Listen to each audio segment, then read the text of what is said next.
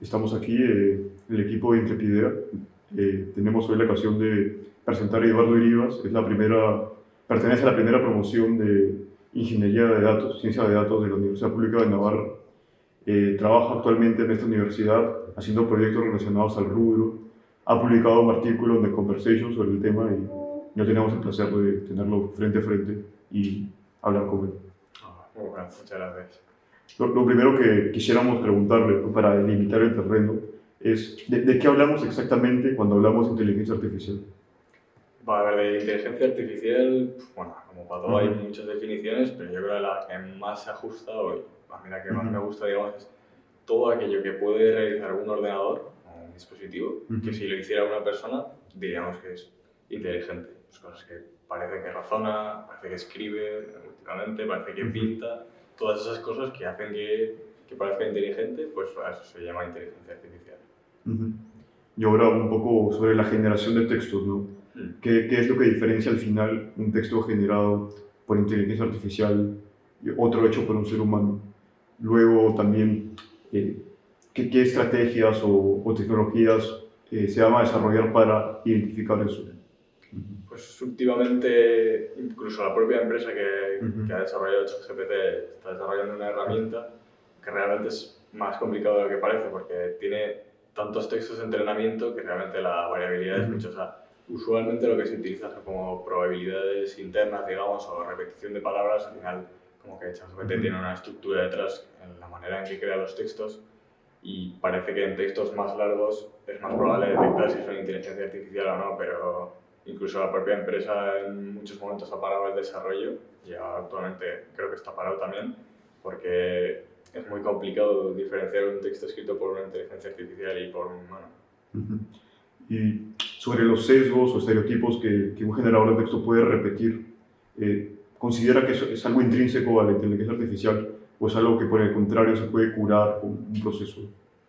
El sesgo, más que propiamente intrínseco al modelo, a la inteligencia artificial, es intrínseco a los datos. Si, por ejemplo, hacemos un modelo que el 90% de los datos que entran son fallecimientos de pacientes médicos, pues el modelo va a tender a predecir un fallecimiento, porque es la manera en que más acierta. Entonces, la complicación es cómo modificar internamente o esos datos o el modelo para reflejar la realidad. No tiene sentido que si muera el 90% le digamos que no es así, y a la vez que no sea injusto, porque en pacientes médicos que ya tienen su relevancia, pues decir que alguien va a fallecer y que no lo haga, pues digamos que psíquicamente tiene unas consecuencias, pero pongamos por ejemplo modelos de predicción de delincuencia en Estados Unidos, pues simplemente porque una persona sea de color parece que predice más, porque los datos que tiene de entrada son así, y eso realmente no puede ser. Entonces se están desarrollando herramientas, a veces como filtrar internamente o intentar compensar, intentar dar mayor peso a la clase que está desfavorecida. Bueno, eso es poco a poco, pero en sí el sesgo está en los datos, no en el modelo, y hay estrategias para reducirlo. Sí. Y ahora, esto ha pasado hace pocos meses, ¿no? El sindicato de guionistas de Hollywood realizó una huelga y entre los reclamos que ellos proponían estaba el miedo a que la inteligencia artificial generadora de textos pudiera en un futuro no muy lejano escribir guiones, escribir novelas y reemplazar a los escritores humanos. ¿Considera que esa es una reacción exagerada o tiene una base razonable? Sí, creo que tiene una base, quizás no para hacer una huelga, entiendo que hay otras protestas también dentro de la huelga, pero sí que, o sea, yo si fuera los guionistas protestaría más porque mis propios guiones se utilicen para alimentar esa inteligencia artificial. O sea, si otro guionista copiara mi guión, yo me enfadaría. Pues lo mismo con la inteligencia artificial, si mis guiones están utilizando para entrenarla y luego ella me sustituye, eso no es justo. Por una de las dos vías, que se me pague, por así hablando, claro. Entonces entiendo sus protestas. Creo que si sus guiones no son utilizados para entrenarla, no puede crear guiones, pero si se está utilizando, entonces deben ser compensados.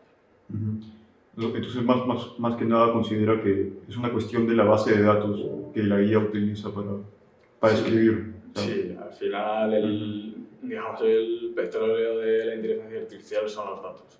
Un modelo que va a predecir fallecimientos de pacientes, por seguir con el ejemplo, necesita datos de pacientes y si han fallecido o no. Pues una inteligencia artificial que vaya a crear guiones de películas, necesita guiones de películas. ChatGPT, bueno, en la última versión sí, pero antes, ¿por qué no podía dibujar imágenes? Porque no tenía imágenes de entrenamiento. Ahora, si se meten imágenes, se entrenan, pero claro, esos datos que tienen entrenamiento salen de algún sitio. Y si hay que pagar por ellos, pues deben ser pagados. Justamente sobre las imágenes, ¿no? Existe Midjourney, DALL-E, la nueva versión de ChatGPT, que generan imágenes, incluso muchas de ellas han ganado concursos de pintura y cosas por ese estilo, ¿no? Queríamos preguntarle, al final, ¿cómo se podrá distinguir entre una imagen generada por estas inteligencias o por el ser humano? Bueno, es parecido a lo de los Sí, textos. parecido, sí. Realmente, hoy en día es muy complicado. Si quieres que se sigan estrategias parecidas, pues al final es un modelo dibujar cosas con las que ha entrenado. O sea, no exactamente igual, obviamente, pero digamos que sería imposible que si nunca hubiera entrenado con imágenes rojas, produjera un color rojo, por ejemplo, por poner un ejemplo tonto. O sea, quizás eso sí, porque el rojo es la combinación de otros colores, pero digamos por lo que se entienda. Entonces, para diferenciar imágenes, pues es complicado. Claro, los modelos muy avanzados hacen imágenes muy realistas, digamos. Igual hay otros más sencillos que hacen imágenes como más burdas y parece más claro diferenciarlas, pero realmente hoy en día es muy complicado diferenciarlas y por eso pues, los propios autores o artistas reclaman que las imágenes tengan, digamos, como un sello, una especie de marca de agua propia, que si fuera Midjourney, pues que ponga abajo un @Midjourney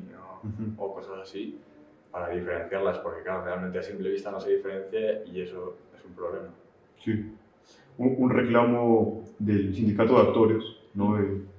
Hace muy poco fue de que la inteligencia artificial podría copiar o clonar los rasgos fenotípicos de las personas y repetirlas o generarlas en películas totalmente concebidas con inteligencia artificial. ¿Le parece esto también, o sea, como la pregunta anterior, le parece esto una reacción exagerada o cree que ya se está llegando al nivel de que se pueda clonar a una persona, clonar su imagen y repetirlo? Sí, eso ya no, me parece menos exagerada incluso que la de los guionistas, porque ya hoy en día, bueno, en YouTube mismo podéis buscar imágenes de Obama diciendo frases que obviamente no ha dicho. Al final eso está entrenado con muchísimas imágenes del personaje en cuestión y coges los rasgos y la voz, y creo que incluso hay herramientas ya que se pueden descargar y utilizar y con la propia persona te lo hace contigo mismo. Y sí que me parece eso un peligro, más que nada por las implicaciones sociales que puede tener de manipulación sí, todo eso. ¿Ahí cómo se podría regular? ¿No? Antes hablábamos de las bases de datos y en este caso de los deepfakes o de las recreaciones. ¿Qué se podría hacer en términos también de políticas públicas o morales del ser humano? Bueno, a ver, primero, digamos, antes de penalizar al que lo está haciendo, controlar todo lo que es la venta de datos de perfiles sociales que tenemos. Al final, para hacer una imagen nuestra, necesitan nuestras propias imágenes, nuestra voz y todo, y eso creo que ninguno de nosotros es consciente de haber firmado un contrato de sí, pueden utilizar toda mi información. No, pero realmente implícitamente lo hemos hecho, pues con perfiles que tenemos en redes sociales, con imágenes que subimos, que luego no sabemos muy bien si se están vendiendo o utilizando para otras cosas. Todo eso creo que tiene una regulación mucho más estricta, sobre todo ahora, para evitar esas cosas, y más aún, digamos, en personajes públicos.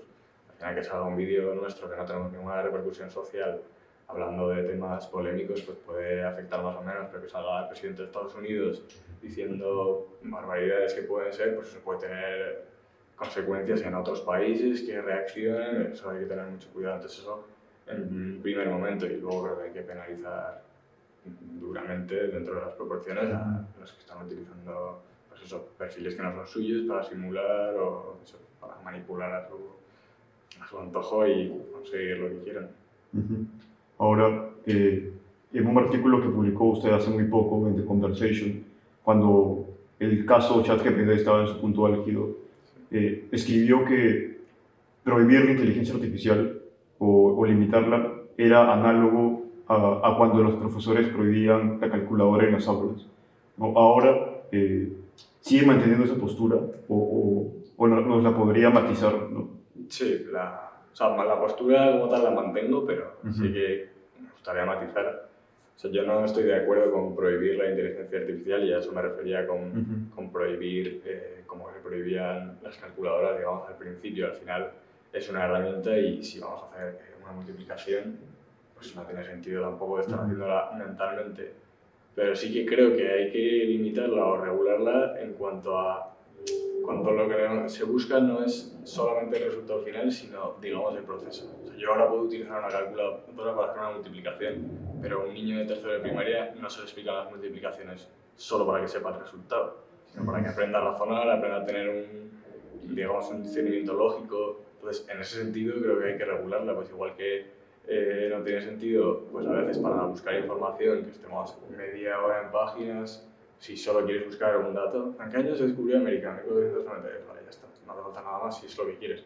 Pero si lo que se te está pidiendo es hacer un trabajo de investigación acerca del descubrimiento de América, de cuándo fue, no piden solo en sí el dato, o sea, habrá miles de artículos y enciclopedias reflejando ese hecho, pero piden el razonamiento que hay detrás y ahí creo que meter una inteligencia artificial o cualquier herramienta que impida que tú hagas ese razonamiento realmente está como pues quitándole todo el sentido. Entonces, en ese sentido creo que hay que regularla, limitarla o estudiar cómo se puede utilizar. Y ya para ir culminando, ¿no?